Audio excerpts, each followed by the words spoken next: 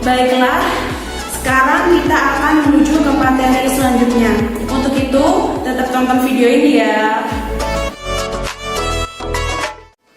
Manajemen strategi merupakan seni dan ilmu yang terdiri dari penyusunan, penerapan, dan pengevaluasian. Penyusunan, di mana langkah awal kita akan melakukan strategi. Penerapan, di mana merupakan apa yang kita susun dari langkah penyusunan. Yang ketiga, pengevaluasian, di mana kita mengevaluasi hasil dari penyusunan dan penerapan. Jika ada kekurangan, maka kita bisa memperbaiki dari hasil kekurangan yang telah kita evaluasi. Proses manajemen strategi meliputi 3 tahap, antara lain tahap formulasi, tahap implementasi, tahap evaluasi. Tahap formulasi, pembuatan pernyataan visi, misi, dan tujuan. Kalau tahap implementasi, tindakan menerjemah strategi ke dalam tindakan-tindakan. Kalau tahap evaluasi, proses evaluasi apakah implementasi mencapai tujuan yang kita capai. Tujuan strategi manajemen ada 5. Yang pertama, untuk mengevaluasi dan menjalankan strategi yang sudah dipilih dengan cara yang efektif dan efisien. Yang kedua, melakukan evaluasi kinerja atau mengkaji ulang apabila terdapat kesalahan, penyimpangan dalam pelaksanaan suatu strategi. Yang ketiga, memperbarui strategi yang telah dirumuskan agar sesuai dengan perkembangan lingkungan eksternal.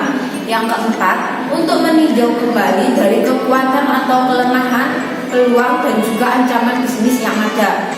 Yang kelima, agar bisa memberikan inovasi atas produk maupun barang supaya sesuai dengan selera konsumen. Analisis lingkungan makro. Analisis lingkungan makro adalah aktivitas untuk memonitor eksternal dan internal organisasi perusahaan yang ditujukan kepada manajer untuk mengambil suatu keputusan. Metode yang digunakan dalam analisis lingkungan makro yaitu metode analisis SWOT, di mana analisis SWOT ini untuk mengetahui kekuatan, kelemahan, ancaman, dan peluang suatu produk. Analisis lingkungan makro dibagi menjadi 4. Yang pertama di bidang ekonomi, teknologi, politik dan budaya, dan yang keempat sosial dan budaya.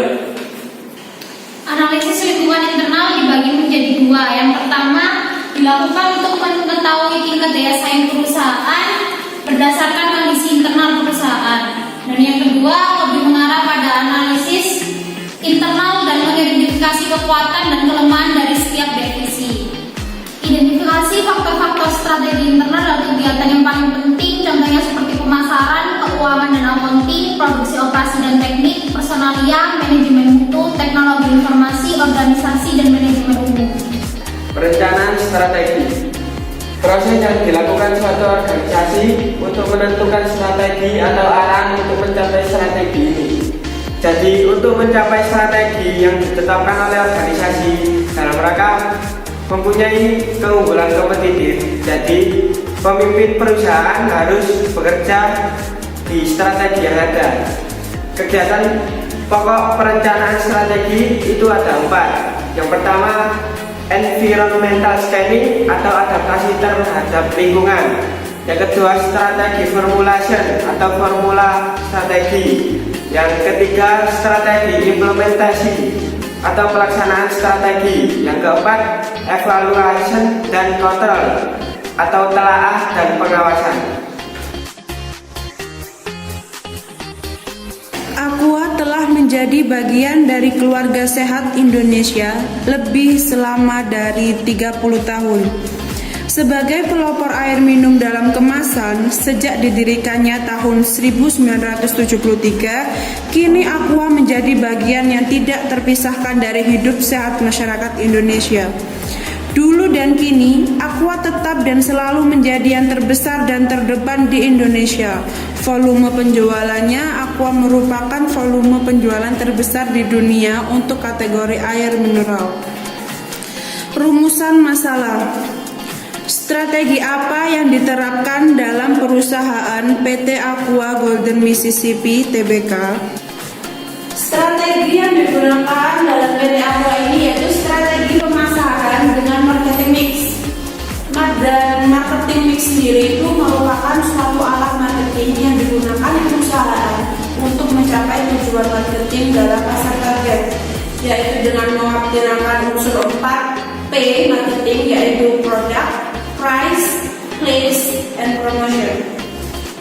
Launching produk pada saat yang tepat, variasi rasa atau botol yang disukai konsumen, harganya terjangkau, ketersediaannya di pelosok daerah itu ada, serta strategi promosi yang digunakan itu sangat kreatif yang membuat Aqua menguasai pasar hingga sekarang. Lalu ada metode analisis SWOT yang digunakan oleh PT Aqua. Jadi yang pertama, kekuatan yang dimiliki oleh Aqua yaitu brandnya itu sudah terkenal di mana-mana sampai pelosok negeri pun. Kekuatan selanjutnya yaitu kecepatan dalam menjangkau konsumen, yaitu tersedianya di pelosok-pelosok daerah. Yang kedua ada kelemahan yang dimiliki oleh PT Aqua ini, yaitu terlalu banyaknya brand yang dikeluarkan sehingga tidak fokus dalam satu brand saja. Terus ada permintaan pasar yang belum terpenuhi karena banyaknya permintaan. Yang selanjutnya yaitu ada peluang yang dimiliki oleh PT Aqua bisa dengan join kepada perusahaan-perusahaan yang memiliki produk yang sama dengan Aqua. Adapun ancaman yang dimiliki oleh PT Aqua yaitu ketatnya persaingan yang dilakukan pesaing di luar sana. Yang kedua yaitu ada tidak fokusnya terhadap satu produk saja. Oke, baiklah teman-teman, itu tadi merupakan penjelasan mengenai manajemen strategi dari kelompok saya.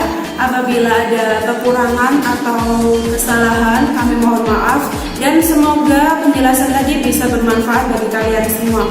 Terima kasih. Wassalamualaikum warahmatullahi wabarakatuh.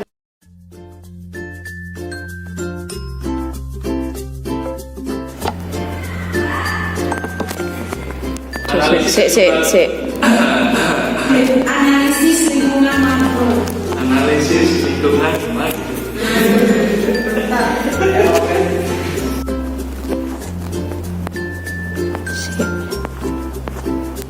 Ayo.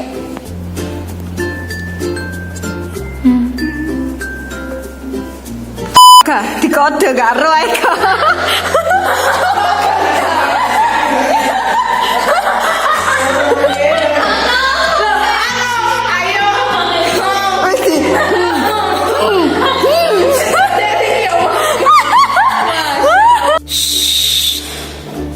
Perencanaan strategi. Aduh.